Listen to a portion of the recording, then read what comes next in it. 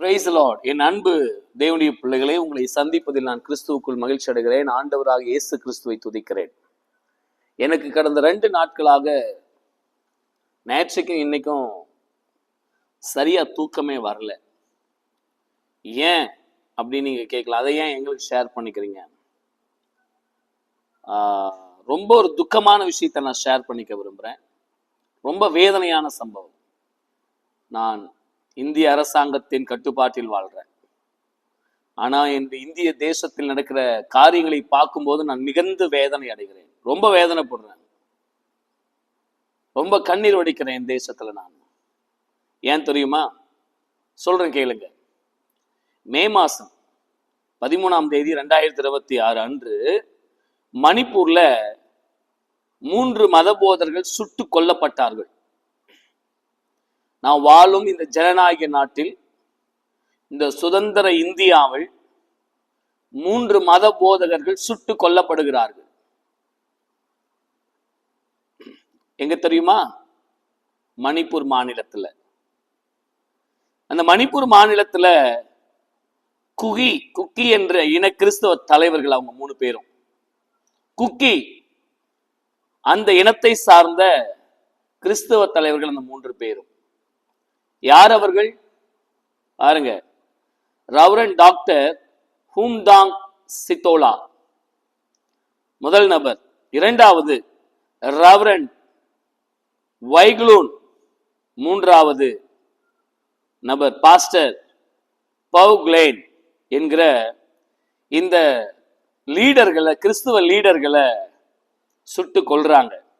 அவங்க எங்க இருக்காங்க தெரியுமா? பாதிக்கப்பட்ட அனைவரும் தடே பாப்டிஸ்ட் அசோசியேஷன் ஆஃப் இந்தியா மற்றும் யுனைடெட் பாப்டிஸ்ட் கவுன்சில் அப்படிங்கிற அமைப்புல அவங்க தலைவர்களா இருக்கிறாங்க. என்ன அவர்கள் தீவிரவாதிகளா? அமைதி பேச்சுவார்த்தைக்கு அழைத்தார்கள் தானே, அவர்களுக்கு பாதுகாப்பு கொடுக்க முடியாதா? ஒரு கிறிஸ்தவ ஸ்தாபன தலைவர்களுக்கு வரக்கூடிய ஒரு காரியமா இது? மணிப்பூர்ல எங்க நடந்து தெரியுமா? காங்போக்பி மாவட்டத்துல கோட்லேண்ட் மற்றும் கோட்சியம் கிராமங்களுக்கு இடையே உள்ள பகுதியில் இந்த தாக்குதல் நடக்குது. இத சூராசாத்பூரில் நடைபெற்ற பாப்டிஸ்ட் மாநாட்டில் கலந்து கொண்டு காங்கோபிக்கு திரும்பி கொண்டிருக்கிற போது அடையாளம் தெரியாத ஆயுததாரிகளால் இவருடைய வாகனம் வழிமறிக்கப்பட்டு சுட்டு கொல்லப்பட்டனர்.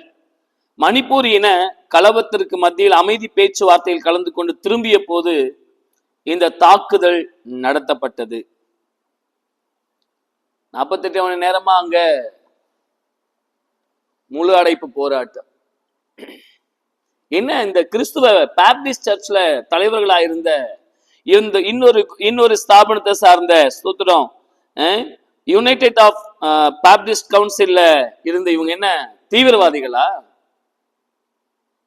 கிறிஸ்துவின் அன்பை போதித்தார்கள் அல்லவா?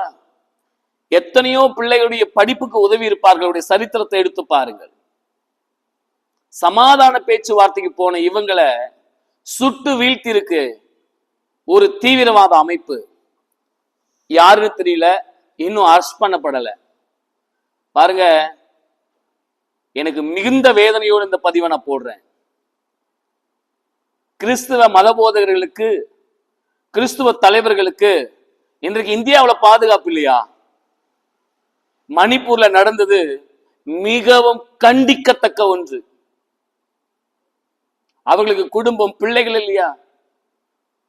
சாதாரணமா ஷூட் பண்ற தீவிரவாதியை ஷூட் பண்ற மாதிரி ஒரு தீவிரவாத குழு ஷூட் பண்ணிருக்கே, இதை கேட்கறதுக்கு நாதி இல்லையா? ஏன் அரசாங்கம் மௌனம் காக்கிறது? ஏன் ஸ்தோத்திரம் ஷூட் பண்ணவங்களை இன்னும் அரெஸ்ட் பண்ணல? கிறிஸ்தவங்கன்றதுனால இல்ல, மற்ற அமைப்புகள்லாம் போராடுவாங்க. கிறிஸ்தவங்க அவங்க வேலையை பார்க்கறாங்க. கிறிஸ்தவம் கற்றுக் கொடுத்தது அன்பு, கிறிஸ்தவம் கற்றுக் கொடுத்தது அமைதி, கிறிஸ்தவம் கற்றுக் கொடுக்கிறது பொறுப்பு. நாங்க செத்தாலையும் மற்றவங்களை எரிய வைப்போம், பிரகாசிக்க வைப்போம். கிறிஸ்தவம் என்பது மெழுகுவத்தி போன்றது. தங்களை உருக்கி கொண்டு வெளிச்சத்தை கொடுக்கிற ஒரு இனம் கிறிஸ்தவ இனம். நிம்மதியா தூங்க முடியல படுக்கையில. 3 தலைவர்களை கொன்றார்களே, ஏன் இன்னும் அரசாங்கம் பதில் சொல்லவில்லை? ஏன் ஒரு அரசாங்கம் அறிக்கை விடவில்லை? ஏன் ஒரு அரசாங்கம், மத்திய அரசாங்கம் வருத்தத்தை தெரிவிக்கவில்லை? மாநில அரசாங்கங்கள் வருத்தத்தை தெரிவிக்கவில்லை.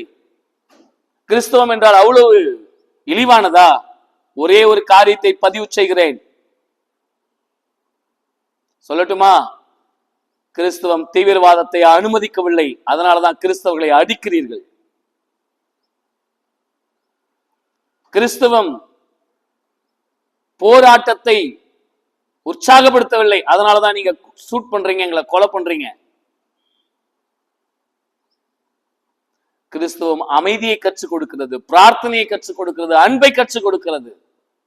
அந்த 3 தலைவர்களையும் கொன்றது மிகுந்த மனவேதனை, வன்மையாக கண்டிக்கக்கூடிய ஒரு காரியம்.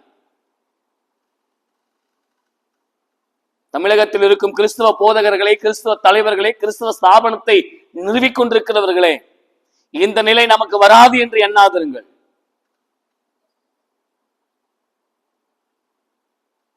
தயவு செய்து மணிப்பூருக்காக ஜெபியுங்கள். மிகுந்த வேதனையோடு பேசுறேன். ஒருவேளை என் மேல இந்த பதிவு நிமித்தம் ஆக்ஷன் எடுக்கலாம், அல்லது என்ன வேணாலும் நடக்கலாம். நானும் சொல்றேங்க, என் கிறிஸ்துவுக்காக மரிப்பதற்கும் ஆயத்தமா இருக்கிறேன். என்னை தூக்கி எங்கே போட்டாலும் பரவாயில்ல, மரிப்பதற்கும் ஆயத்தமா இருக்கு. 3 மத போதர்களை கொன்று குவித்தது இன்னும் என் குடும்பத்துல நடந்தது போல ரணமாக இருக்கிறது. கேட்பதற்கு நாதியற்றவர்களா கிறிஸ்தவர்கள் என்ன? நான் கேட்பதற்கு நாதியற்றவர்களா கிறிஸ்தவ தலைவர்கள் என்ன? அதுவும் சமாதான வார்த்தைக்கு போய் வரும்போது சுட்டு கொண்டிருக்கிறார்களே, நேருக்கு நேர் மோதுவதற்கு திராணியற்றவர்கள், புத்தியற்றவர்கள். தீவிரவாதம் மட்டுமே ஒரு மனிதனுக்கு அழகல்ல. அதற்குதான் இந்திய நாட்டில் சட்டம் இருக்கிறது. சட்ட ரீதியாக போராடுங்கள். வழிமறித்து கொலை செய்வது ரவுடித்தனத்திற்கு சமம் அல்லவா? உங்கள் வீரத்தை கிறிஸ்தவங்க கிட்ட காமிக்காதீங்க. ஏன்னா அவங்க அமைதியும் அன்பையுமே பெற்றவர்கள். மிகுந்த வேதனை அளிக்கிறது நண்பர்களே. எச்சரிக்கையா இருங்கள் கிறிஸ்துவ தலைவர்களே. இந்தியாவில் நாம் கிறிஸ்துவை போதித்துக் கொண்டே இருப்போம். மரணம் தானே நம்மை முடிவு செய்யும். மரணம் சொல்ல வேண்டாம் நினைக்கிறேன், அதற்கு சமம் என்று எண்ணுகிறேன். God bless you. நான் யார் தெரியுமா? நான் ஒரு சபையின் போதகர். விடுதலை சிறுத்தைகள் கட்சியில திருப்பத்தூர் மாவட்டத்தில் கிறிஸ்துவ ஜனநாயக பேரவையுடைய அமைப்பு செயலாளராக இருக்க. மிகுந்த வேதனையை தந்தது இந்த பதிவை போடுறேன். எல்லா மத போதர்களும் கண்டனத்தை தெரிவியுங்கள், எல்லா சபை தலைவர்களும் கண்டனத்தை தெரிவியுங்கள். இது நமக்கு நல்லது. இந்தியாவில் இனிமே ஒரு போதகரை கொலை செய்யக்கூடாது. கை கோர்த்து கடவுளிடம் பிரார்த்தனை செய்வோம். God bless you.